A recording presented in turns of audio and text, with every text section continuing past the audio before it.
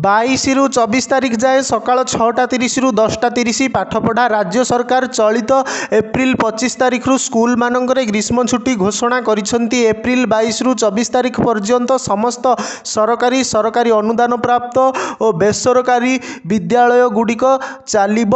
ସକାଳ 6:30ରୁ 10:30 ପର୍ଯ୍ୟନ୍ତ ସ୍କୁଲଗୁଡ଼ିକ ଖୋଲା ରହିବ ବୋଲି ସରକାର ନିର୍ଦ୍ଦେଶ ଦେଇଛନ୍ତି। ସମ୍ଭାବ୍ୟ ଗ୍ରୀଷ୍ମ ପ୍ରବାହ ଓ ପାଣିପାଗ ବିଭାଗର ସୂଚନାକୁ ଦୃଷ୍ଟିରେ ରଖି ସରକାର ଏହି ନିଷ୍ପତ୍ତି ନେଇଛନ୍ତି। ଗ୍ରୀଷ୍ମ ଛୁଟି ସମୟରେ ସରକାରୀ ଓ ସରକାରୀ ଅନୁଦାନ ପ୍ରାପ୍ତ ବିଦ୍ୟାଳୟରେ ଛାତ୍ରଛାତ୍ରୀ, ଶିକ୍ଷକ ଶିକ୍ଷୟିତ୍ରୀମାନଙ୍କ ପାଇଁ ଶିକ୍ଷା ତଥା ଶୈକ୍ଷିକ କାର୍ଯ୍ୟକ୍ରମ ନିମନ୍ତେ ରାଜ୍ୟ ପ୍ରାଥମିକ ଶିକ୍ଷା ନିର୍ଦ୍ଦେଶକ, ରାଜ୍ୟ ମାଧ୍ୟମିକ ଶିକ୍ଷା ନିର୍ଦ୍ଦେଶକ ଓ ଉଚ୍ଚ ମାଧ୍ୟମିକ ଶିକ୍ଷା ନିର୍ଦ୍ଦେଶକଙ୍କ ପ୍ରତ୍ୟକ୍ଷ ତତ୍ତ୍ୱାବଧାନରେ ବିଦ୍ୟାଳୟ ପରିଚାଳନା କରାଯିବ ବୋଲି ସୂଚନା ଓ ଲୋକସମ୍ପର୍କ ବିଭାଗ ପକ୍ଷରୁ ସୂଚନା ଜାରି କରାଯାଇଥିବା ପ୍ରେସ୍ ବିଜ୍ଞପ୍ତିରେ ଉଲ୍ଲେଖ କରାଯାଇଛି।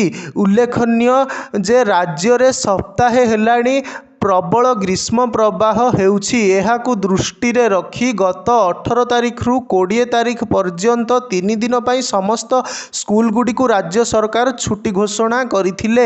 ଆଜିଠାରୁ 24 ତାରିଖ ଯାଏଁ ରାଜ୍ୟର ବିଭିନ୍ନ ସ୍ଥାନରେ କାଳବୈଶାଖୀ ହେବ, ତେଣୁ ପାଗ ଟିକେ ଭଲ ରହିପାରେ, କିନ୍ତୁ 25 ତାରିଖରୁ ପୁଣି ଖରାର ପ୍ରକୋପ ଅନୁଭୂତ ହୋଇପାରେ। ଏପ୍ରିଲ 26 ରୁ ମେ 2 ପର୍ଯ୍ୟନ୍ତ ପୁଣି ଗ୍ରୀଷ୍ମ ପ୍ରବାହ ଅନୁଭୂତ ହେବ ବୋଲି ପାଣିପାଗ ବିଭାଗ ପୂର୍ବାନୁମାନ କରିଛି। ଏହାକୁ ଦୃଷ୍ଟିରେ ରଖି ସରକାର ଆଜି ସ୍କୁଲଗୁଡ଼ିକୁ ଖରା ଛୁଟି ଘୋଷଣା କରିଛନ୍ତି।